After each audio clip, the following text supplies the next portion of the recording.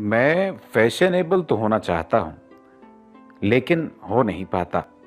मोटे फ्रेम वाली ऐनक आजकल का फैशन है, लेकिन अल्लाह जानता है ऐसी ही ऐनक मेरी नानी पहना करती थी। मैं नानी की ऐनक को बतौर फैशन कैसे पहन लूँ? आपने कभी लाल रंग की पैंट पर गहरे पीले रंग की शर्ट और पाँव में नीले बूट देखे हैं? कहते हैं ये भी फैशन है। मैंने एक फैशनेबल दोस्त से पूछा था कि मेरे लिए कोई हल्का फुल्का सा फैशन तजवीज़ करो। उसने गौर से मेरा जायज़ा लिया और कहने लगा कि तुम बाल खड़े कर लो। मेरे कान खड़े हो गए। वो क्यों? मैं कोई उसने जल्दी से मेरी बात काटी। यकीन करो कुछ कुछ फैशनेबल लगोगे। छोड़ो ये ड्रेस शर्ट्स और फॉर्मल ड्रेसिंग, कुछ मुख्तलिफ नज़र आओ।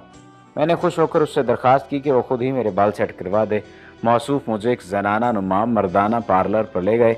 वापसी पर मैंने शीशा देखा तो कांप गया। मेरे बाल कांटों की तरह खड़े थे।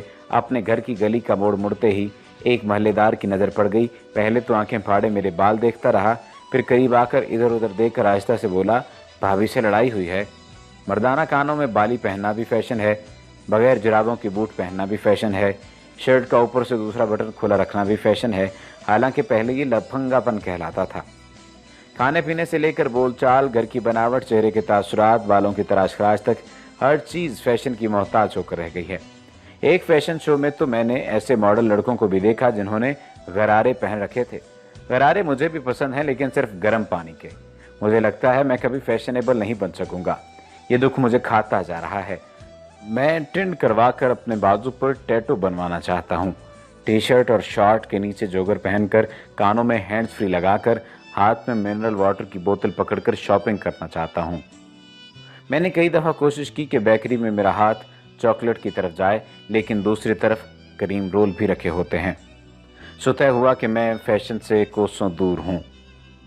मेरे एक दोस्त का कहना है कि मैं सिर्फ इसी सूरत में फैशनेबल बन सकता हूँ कि अगर मैं किसी की परवाह न करूँ।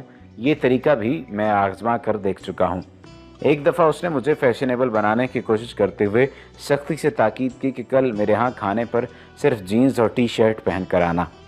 मैंने ऐसा ही किया, लेकिन जब वहाँ पहुँचा तो पता चला कि लोग जूते पहन कर भी आए हुए थे।